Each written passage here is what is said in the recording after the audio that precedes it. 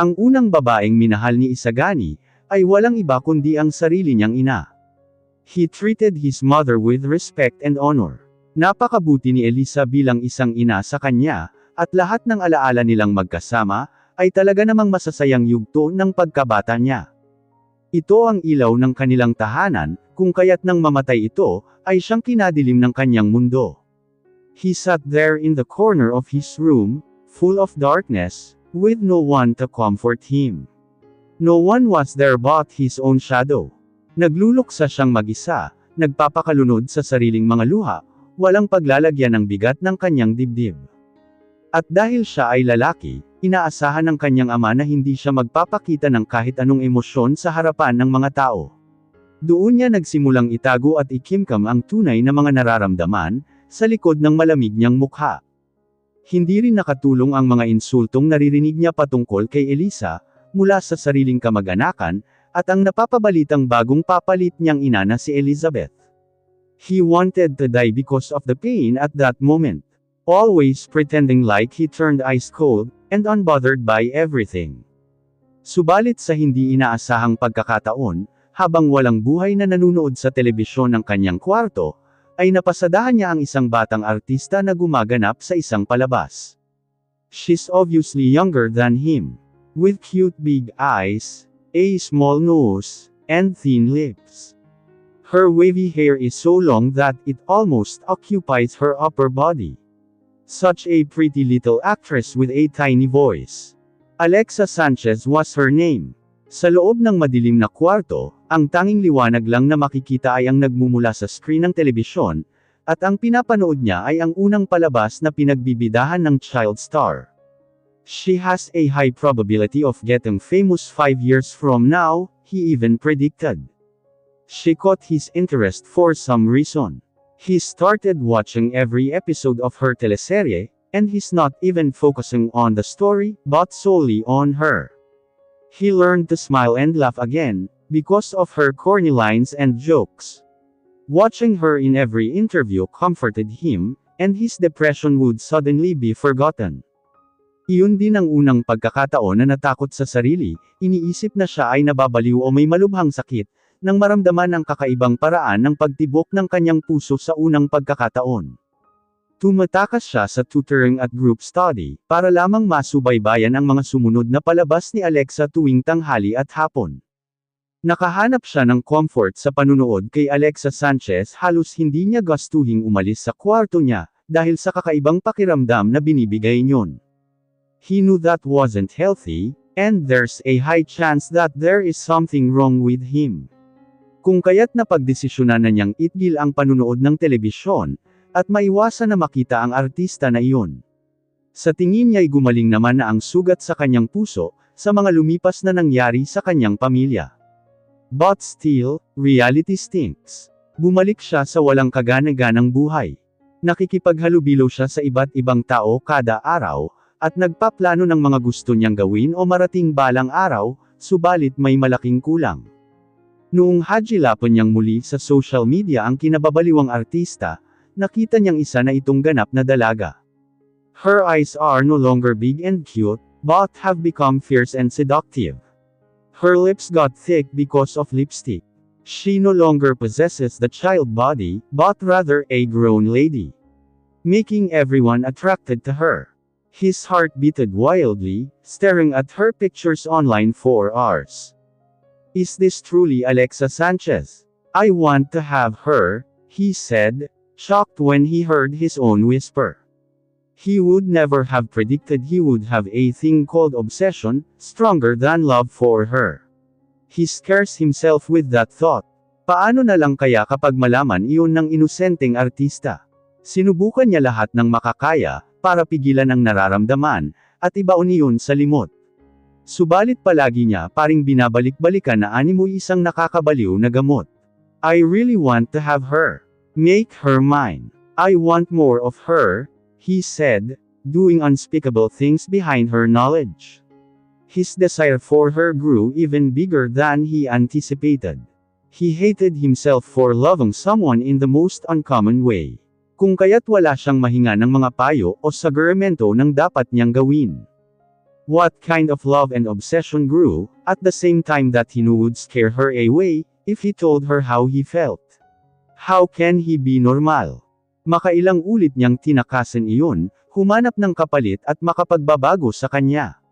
Subalit paulit-ulit na walang nangyayari. Hindi siya makukuntento sa buhay nang hindi makukuha si Alexa Sanchez. Kung kaya't kahit maraming sinabi si Raquel na masama tungkol sa babae, pinili niyang isarado ang tainga, at gawin ang planong pagpapakasal kay Alexa. And that was the best decision he made in his entire life. Napasa kanya ng lubos si Alexa. Hindi nito alam kung gaano niya kinababaliwan ang mukha, katawan, at pag-uugali nito sa totoong buhay. He wanted to spoil her, give her everything she wished for, and just own her. Ang akala niya'y mahati ang panahon ang nakalaan, para matutunan din siya nitong mahalin. Subalit sa hindi katanggap-tanggap na pangyayari, ay iniwan siya nito para sumama sa ibang lalaki. He almost went crazy looking for her, searching for her trace, and he almost attempted suicide when he couldn't find her. Ang yugto sa buhay niyang iyon, ay nakakabaliw na hinding-hindi niya gugustuhing balikang muli. When he found her, he knew he could never let her go again, even if it meant locking her up forever. He could finish people just to have her. He could do every horrifying thing to those people who wanted to ruin their marriage. Subalit ang madilim niyang pagkatao na iyon, ay naglalahong bigla sa tuwing kaharap si Alexa. Naglalakad suot ang wedding gown ay bumalik lahat ng mga malulungkot, at masasaya niyang alaala sa asawa. Dahilan ng pagtakas ng mga luha sa kanyang mga mata.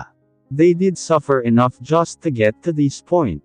At ngayon, alam niya sa sarili niyang mahal na rin siya ni Alexa.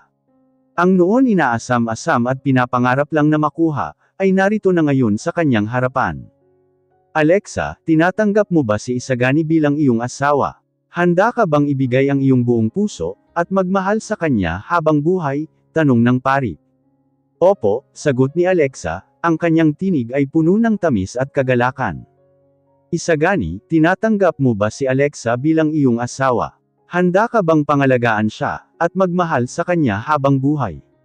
Tanong muli ng pari. Opo, paos na tugon ni Isagani. Umalangaw-ngaw ang hudyat ng pari.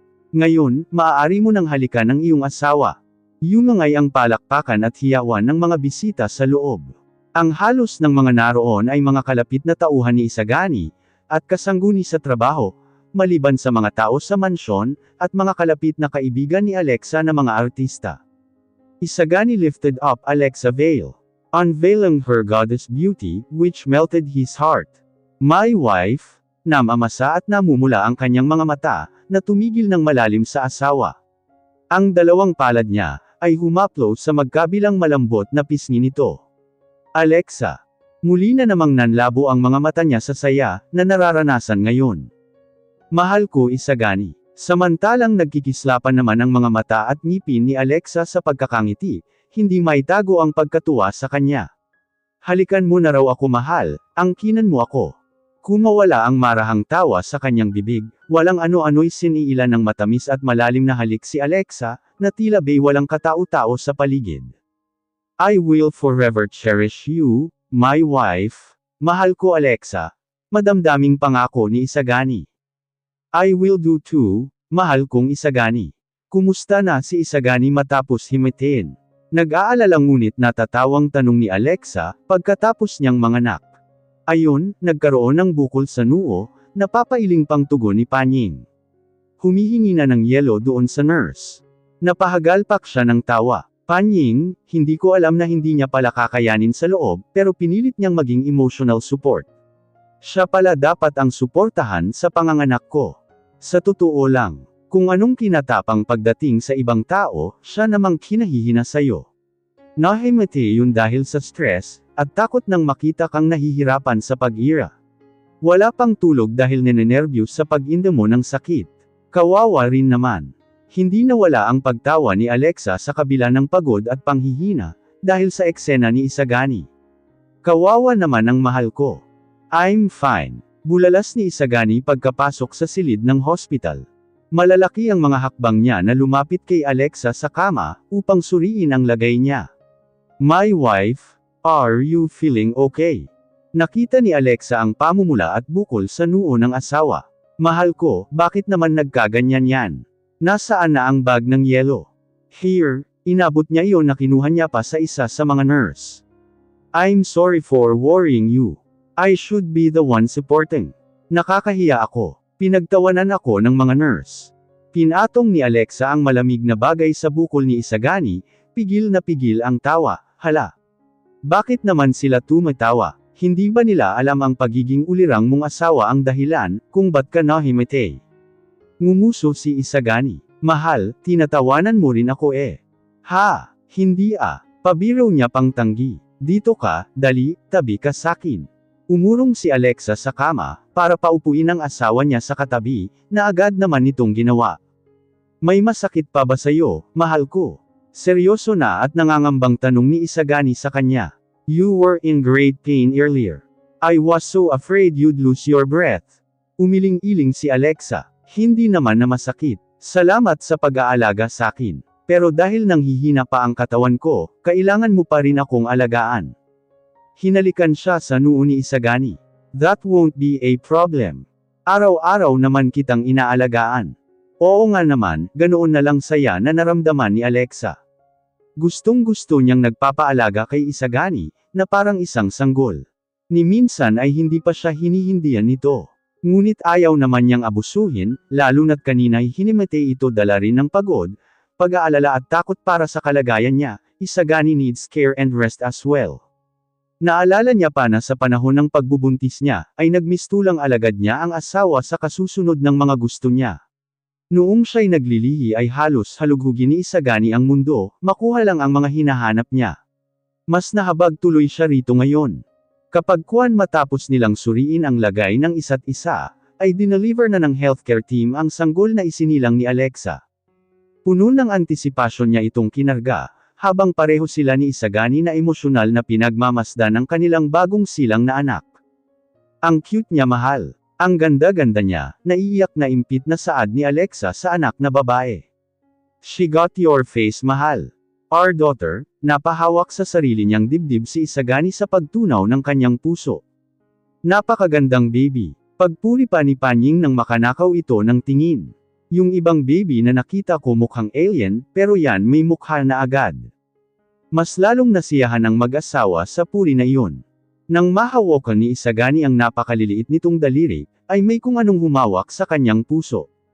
Baby, welcome to the family, Eza Serafil Santiago. My little sister. Nag-ingay dahil sa pananabik si Dushel, nang dalhin ito ni Hale Ana sa silid. I want to see. Baby dolls, dali, tingnan mo. Binuhat ito ni Hale Ana patungo sa kama, at sinilip agad nito ang kapatid na babae. Mama, what's her name? It's Eza Serafil, Daze, tugon niya. Puno ng pananabik na nagpakilala si Dushel. Eza, I'm Elio Dushel Santiago, your big brother. Natawa silang pareho, marahil wala pang muwang ang bagong silang na kapatid ni Dushel. Son, your job is to protect your little sister from now on, okay? Paglapat pa ng tungkulin ni Isagani sa anak. Yes papa, make sure you love her too, just like you love mama and papa, okay? Yes papa, good, ginulo ni Isagani ang buhok nito. You will be the best big brother ever. Yay! Kumulang na lang ay tumalon-talon ito, sa labis na pananabik sa pagiging kuya niya. Napakasayang pagmasdan ng mag-ama niya para kay Alexa. Ngayon ay nadagdagan pa sila. Gusto niya rin ng bonding sa pagitan ng mag-ina, na hindi niya naranasan noon sa mama niya. Pinapangako niya sa sarili na hindi niya ilalayo ang loob ni Serafil sa kanya at magiging mabuting ina, hahayaan itong magtakda ng sariling buhay ng may gabay, at pagmamahal ng isang ina. Ngayon pa lang ay nakikita na niya ang magiging bonding nilang mag-ina sa hinaharap, kapag lumaki-laki na ito.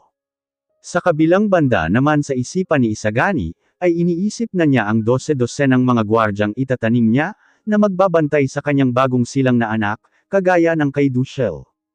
Nakaplano na rin kung saang eskwelahan niya ipapasok ang mga anak niya, na nakapagbibigay ng mataas na kalidad ng pag-aaral, at proteksyon sa mga estudyante. Gayon din ang mga ari-arian na ipapangalan niya sa mga ito, at kung ano-ano pang mga importanteng bagay na maiisip niyang dapat taglayin ng mga anak niya, para bigyan ng seguridad ang future nila.